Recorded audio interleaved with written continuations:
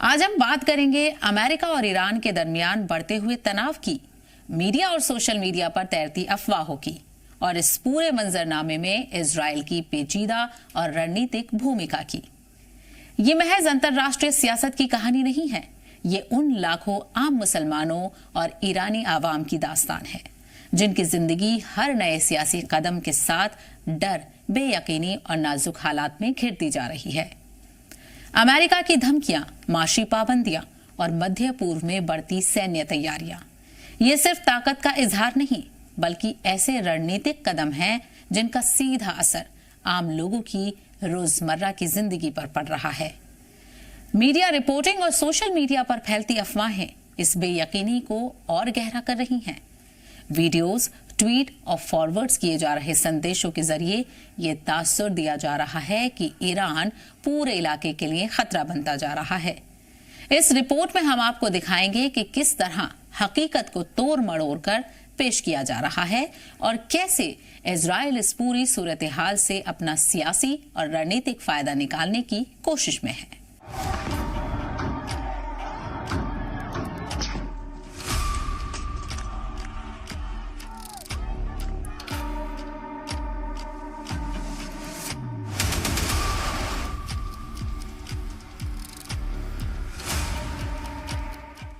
दिसंबर 2025 के आखिरी हफ्ते में अमेरिका ने ईरान के खिलाफ अपने सैन्य और कूटनीतिक दबाव को और तेज कर दिया। अमेरिकी ओहदेदारों का दावा है कि ईरान का नाभिकीय और रक्षा कार्यक्रम इलाकाई अमन और सलामती के लिए खतरा है। पिछले कुछ महीनों में खाड़ी मुल्कों में अमेरिकी हवाएं, मशकें और फौजी टुकड़ियों की तैनाती और जंगी जहाजों की बढ़ती आवाजाही इस बात की तस्दीक करती है कि वॉशिंगटन ईरान के खिलाफ नई रणनीति पर काम कर रहा है।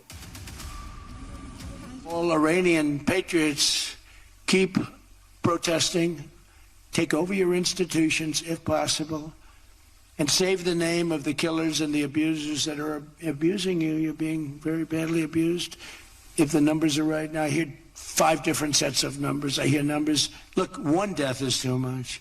One thing President Trump is very good at is always keeping all of his options on the table, and airstrikes would be one of the many options that are on the table for the commander-in-chief. Diplomacy is always the first option for the president, and I think the president has an interest in exploring those messages. However, with that said, the president has shown he's unafraid to use military options if and when he deems necessary, and nobody knows that better than Iran.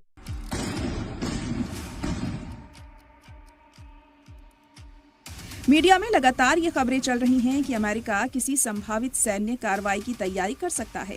वहीं social media पर viral video और संदेश आम आवाम में डर और इज़्तिराब फैला रहे हैं।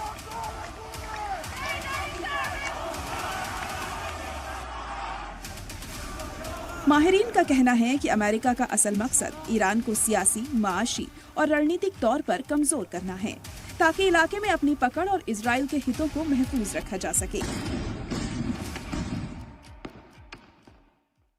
ईरान ने अमेरिकी चेतावनियों को खुली दखलंदाजी करार दिया है। तेहरान का साफ कहना है कि किसी भी किस्म की कार्रवाई पूरे इलाके को आग में झोंक सकती है। मुल्क के अंदर बढ़ती महंगाई, माशी बदहाली और सोशल मीडिया की अफवाहों ने आम लोगों की जिंदगी और मुश्किल बना दी है। तेहरान से लेकर छोटे शहरों तक आवाम डर और बेयकीनी के माहौल में जी रही है। बाजारों में कीमतें बढ़ रही हैं, रोजमर्रा की जरूरतें महंगी होती जा रही हैं। नौजवान बेरोजगारी और मुस्तकबिल को लेकर फिक्रमंद हैं। औरतें और बुजुर्ग तालीम, इलाज और घरेलू जरूरतों के लिए जद्दोजहद कर रहे हैं। इस रिपोर्ट में हम दिखाएंगे कि आम मुसलमान और ईरानी आवाम इन हालात का सामना किस तरह से कर रही है और कैसे अफवाहों और सनसनीखेज रिपोर्टिंग ने उनकी परेशानी को और बढ़ा दिया है।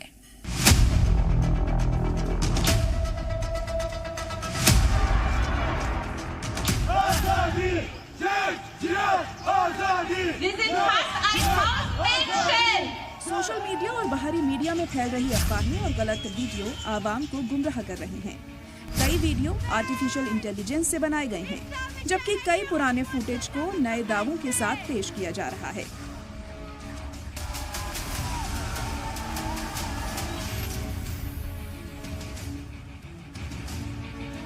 इस वजह से न सिर्फ दुनिया भर के दर्शक बल्कि खुद ईरानी अवाम भी सही तस्वीर नहीं देख पा रही है। हर नया वीडियो, हर ट्वीट, हर ब्रेकिंग न्यूज डर और बेचैनी को बढ़ा रही है। माहिरीन का मानना है कि मीडिया और सोशल मीडिया का दबाव सिर्फ आवाम तक सीमित नहीं रहता, बल्कि ये सियासी फैसलों और सुरक्षा रणनीतियों को भी प्रभावित करता है।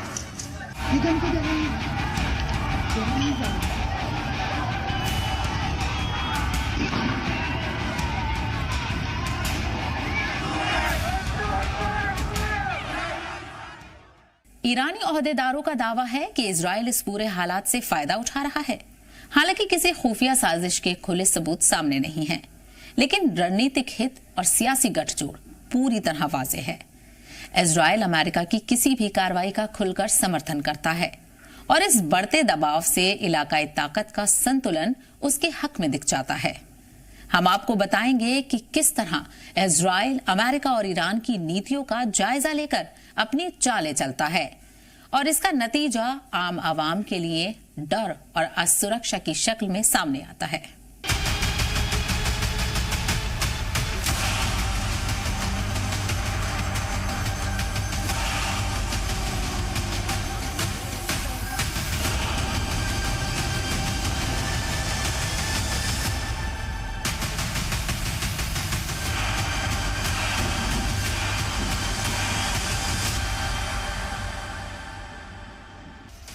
पिछले कई दशकों से ईरान अमेरिकी दबाव और पाबंदियों का सामना करता आ रहा है। नाभिकीय समझौते, आवाम के विरोध प्रदर्शन और अंतर्राष्ट्रीय प्रतिबंधों ने ईरान की सियासत और आम जिंदगी को प्रभावित किया है। روز دهم اعتراضات بسیار مدنی است تا روز 10 دی و بعد ما شاهد یه خشونتی هستیم که اصلا در ذائقه مردم ایران نیست.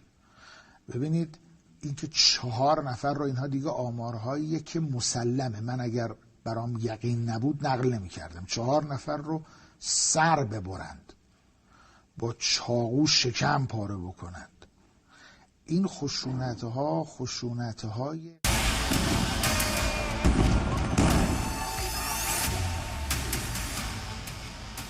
2000 से 2025 तक अमेरिका और इजराइल ने लगातार ईरान पर दबाव बनाए रखा। हर नया कदम सिर्फ हुकूमत ही नहीं बल्कि आम लोगों पर भी भारी पड़ा। मीडिया रिपोर्टिंग और अफवाहों ने इस डर को और बढ़ाया। ईरान ने बार बार अंतर्राष्ट्रीय मंचों पर अपनी बात रखने की कोशिश की, लेकिन अमेरिकी दबाव और इजराइल के रणनीतिक हित लगातार चुनौती बने रहे।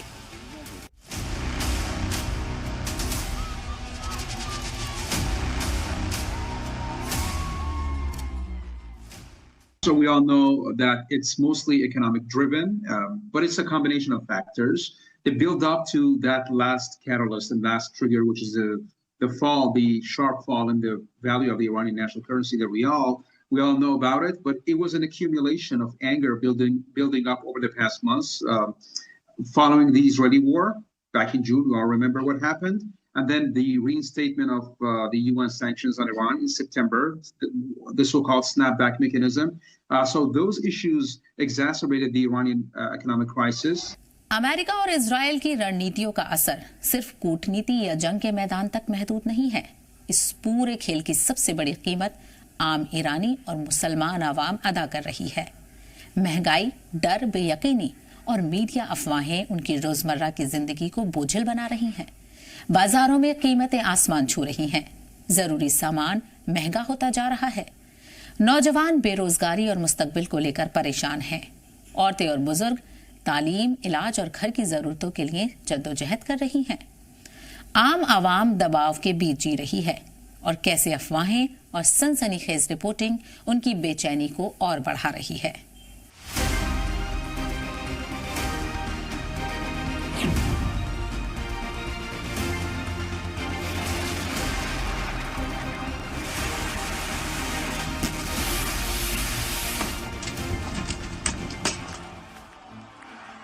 ईरान के मुख्तलिफ शहरों में आम आवाम ने माशी, सियासी और समाजी हालात के खिलाफ बड़े पैमाने पर विरोध दर्ज कराया है।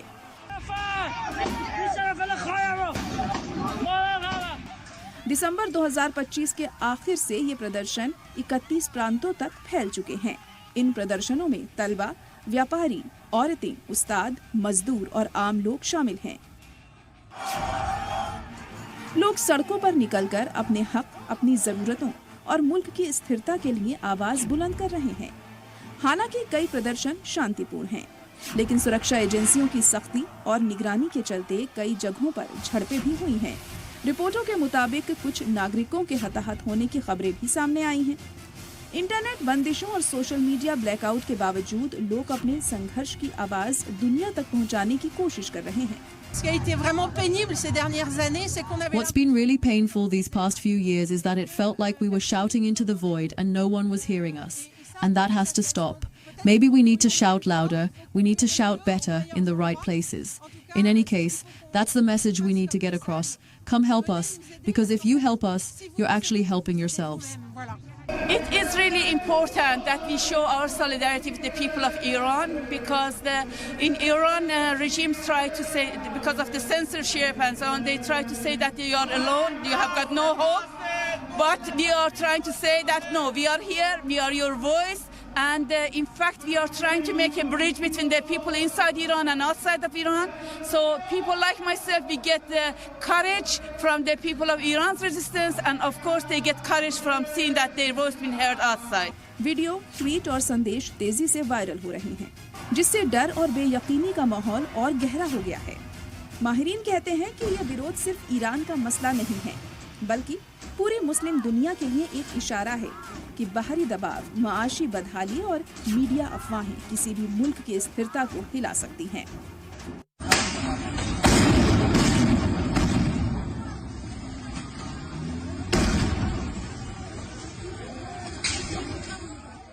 महंगाई, करेंसी की गिरावट और रोजमर्रा की चीजों की बढ़ती कीमतों ने आम ईरानी और मुसलमानों की कमर तोड़ दी है। छोटे व्यापारी, किसान, तलबा और नौकरी पेशा लोग बुनियादी जरूरतें पूरी करने के लिए संघर्ष कर रहे हैं। हम दिखाएंगे कि किस तरह से अमेरिकी पाबंदियां, मीडिया अफवाहें और अंदरूनी सियासी अस्थिरता आपस में जुड़कर आवाम पर भारी पड़ रही है।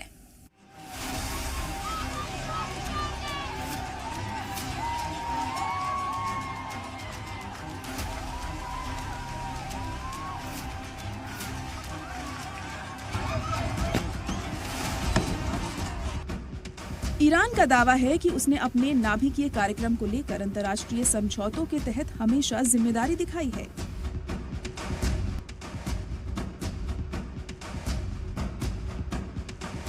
लेकिन अमेरिकी पाबंदियां और मीडिया नैरेटिव इस तस्वीर को बार बार बिगाड़ कर पेश करते हैं। माहिरीन के मुताबिक JCPOA समझौते से पीछे हटना या एक तरफा रवैया अपनाना सिर्फ कूटनीति ही नहीं, बल्कि आम आवाम की जिंदगी पर भी गहरा असर डालता है। ये समझौता अमेरिका और यूरोप के दबाव के बीच ईरान की सियासत का अहम मुद्दा बना रहा है। ईरान की कहानी सिर्फ दबाव में झुक जाने की नहीं है। ईरान के supreme leader Ayatollah Ali Khamenei और उनका नेतृत्व मुल्क की सुरक्षा और खुद मुख्तारी के लिए सख्ती से खड़े हैं। खामेनी बार बार कह चुके हैं कि ईरान किसी भी बाहरी ताकत के दबाव में समझौता नहीं करेगा। उनके मुताबिक मुल्क की अखंडता और मुसलमानों की हिफाजत सबसे ऊपर है। खामेनी की रणनीति बिल्कुल साफ है, अमेरिकी और इजरायली दबाव को नकारना और कौमी गुरूर व इलाकाई संतुलन को कायम रखना।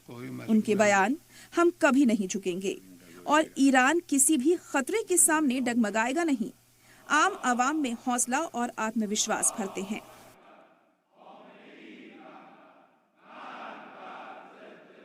اعتراض غیر از اغتشاش ما با معترض حرف میزنیم، باید حرف بزنن مسئولین با معترض، اما با اغتشاشگر حرف زدن فایده ای نداره. اغتشاشگر رو باید به جای خودش نشاند. हाल ही में ट्रंप ने ईरान पर नई पाबंदियां और कूटनीतिक दबाव का ऐलान किया। वहीं नेतन्याहू ने कहा कि ईरान की परमाणु कार्यक्रम से जुड़ी गतिविधियों पर सख्त निगरानी जारी रहेगी। खामेनी ने इन बयानों को अमेरिका और इजरायल की खुली धमकियां बताया और ईरान की नीतियों को और मजबूत करने का इशारा दिया। Al-Baghdadi, flawless. We did Soleimani, flawless. We did the Iran nuclear attack where we wiped out their nuclear capacity, which would have been very bad. You wouldn't have peace in the Middle East, flawless. We did them all flawless. I want to keep it going that way too.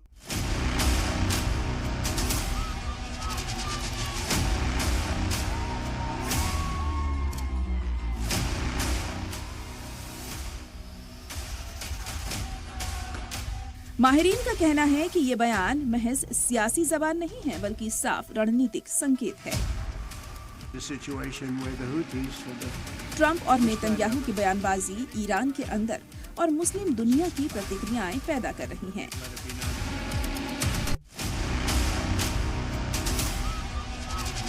Khamenei ने अपने हालिया किताब में दोहराया कि Iran किसी भी विदेशी साजिश के आगे नहीं झुकेगा।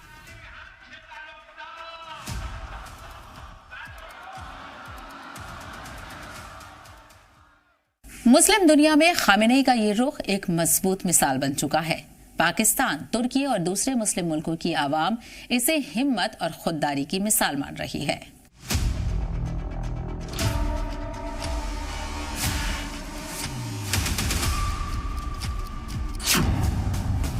सड़कों पर, सोशल मीडिया पर, अंतर्राष्ट्रीय मंचों पर आम मुसलमान ईरान के इस सख्त रुख को गौर से देख रहे हैं।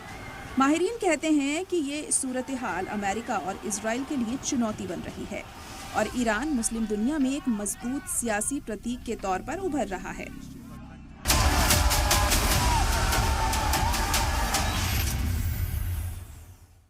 अमेरिका और इजराइल का दबाव सिर्फ ईरान तक महदूद नहीं है। पूरी मुस्लिम दुनिया इस खेल को गौर से देख रही है।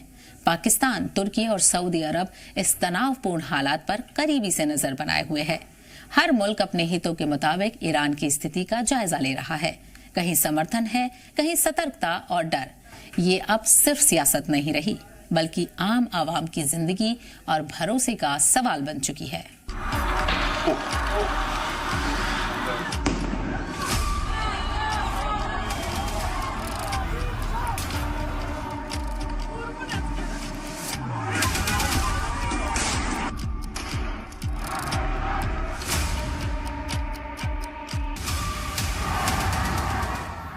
पाकिस्तान ने हमेशा ईरान के साथ रिश्तों में संतुलन बनाए रखने की बात कही है। हालिया बयानों में कहा गया है कि किसी भी सैन्य टकराव का नुकसान पूरे इलाके को उठाना पड़ेगा। तुर्की ने भी जोर दिया कि मध्य पूर्व में स्थिरता बेहद जरूरी है और अफवाहें और हिंसा हालात को और बिगाड़ सकती हैं। सऊदी अरब और खाड़ी मुल्क हालात पर नजर रखे हुए हैं। वे अमेरिका और इजराइल की भूमिका को समझते हुए अपने कदम उठा रहे हैं। माहिरीन के मुताबिक ये सूरत हाल मुस्लिम दुनिया के लिए चेतावनी है कि बाहरी दबाव और अंदरूनी अफवाहें किस तरह तबाही ला सकती हैं।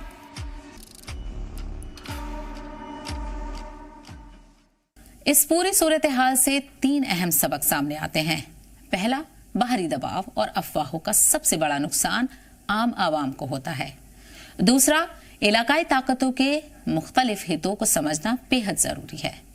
वहीं तीसरा, मीडिया और सोशल मीडिया की गलत जानकारी फैसलों को गलत दिशा में ले जा सकती है। ईरान पर दबाव सिर्फ एक मुल्क की कहानी नहीं है, ये पूरी मुस्लिम दुनिया के लिए एक इबरतनाक पैगाम है।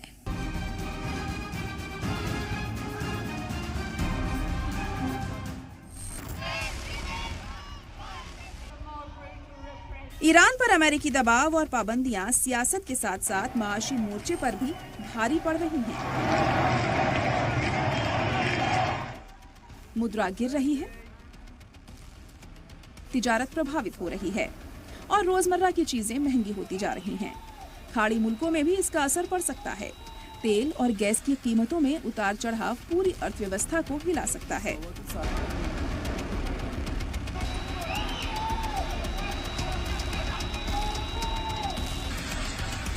माहिरीन चेतावनी देते हैं कि अगर ये हालात लंबे वक्त तक चले तो पूरा मध्य पूर्व माशी अस्थिरता की चपेट में आ सकता है।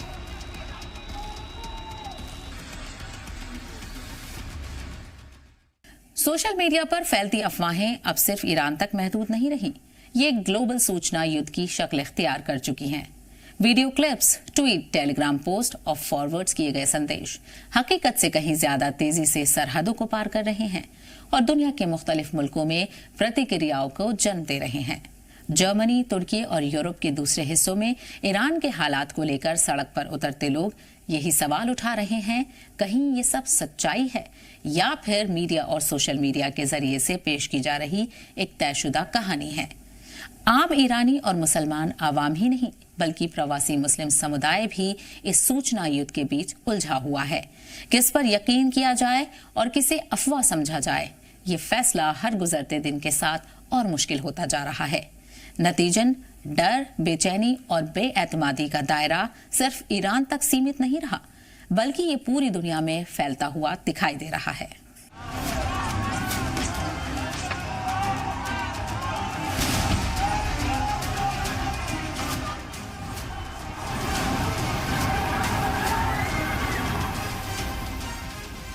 माहिरीन के मुताबिक कई अफवाहें महज गलतफहमी का नतीजा नहीं है, बल्कि उन्हें जानबूझकर फैलाया जाता है।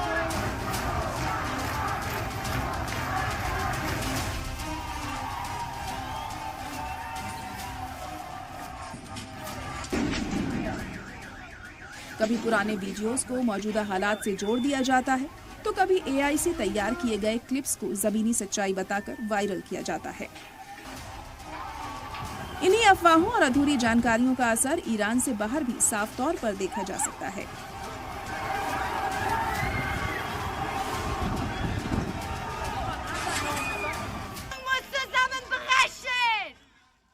जर्मनी के बर्लिन, तुर्की के इस्तांबुल और यूरोप के दूसरे शहरों में लोग सड़कों पर उतरकर विरोध दर्ज करा रहे हैं।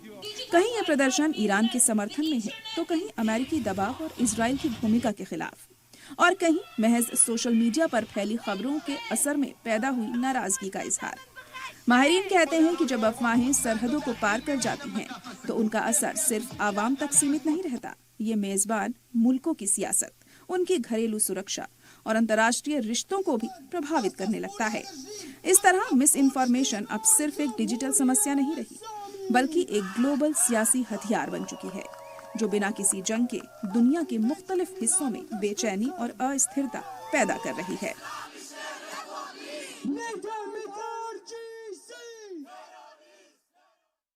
अमेरिका और इजराइल का दबाव, मीडिया अफवाहें और मुस्लिम दुनिया की प्रतिक्रियाएं, ये सब मिलकर साबित करती हैं कि ईरान सिर्फ एक मुल्क नहीं बल्कि एक बड़ा सियासी खेल है, और इस खेल में सबसे ज्यादा संवेदनशील हिस्सा आम आवाम है।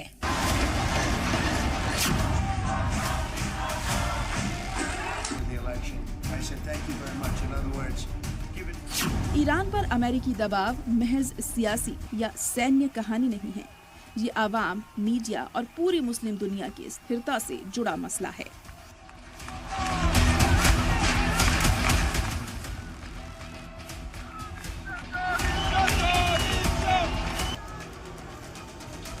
तीन बातें बिल्कुल साफ हैं। 1. सबसे ज्यादा नुकसान आम लोगों को होता है।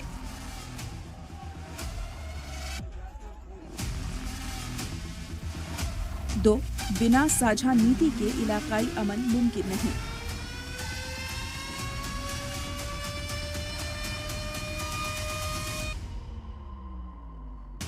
3.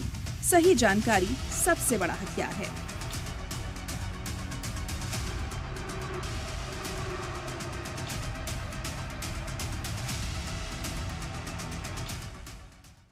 नाज़रीन, आज की ये रिपोर्ट हमें यही समझाती है कि ईरान पर बढ़ता दबाव, मीडिया और सोशल मीडिया की अफवाहें और इजराइल की रणनीतिक भूमिका, ये सब महज एक मुल्क या एक सियासी टकराव की कहानी नहीं है। ये उस दौर की तस्वीर है जहां खबरें हथियार बन चुकी हैं और अफवाहें सरहदों से भी तेज सफर कर रही हैं। इस पूरे खेल में सबसे ज्यादा कीमत आम इंसान अदा कर रहा है। वो इंसान जो अमन चाहता है, जो महंगाई, डर और बेयकीनी के साए में भी जिंदगी को थामे हुए है। पूरी मुस्लिम दुनिया के लिए ये एक पैगाम है कि जब सच्चाई धुंधला दी जाती है तो नुकसान सिर्फ मुल्कों का नहीं बल्कि इंसानियत का होता है। इसी उम्मीद के साथ कि हकीकत अफवाहों पर भारी पड़े और अमन साजिशों से आगे निकले।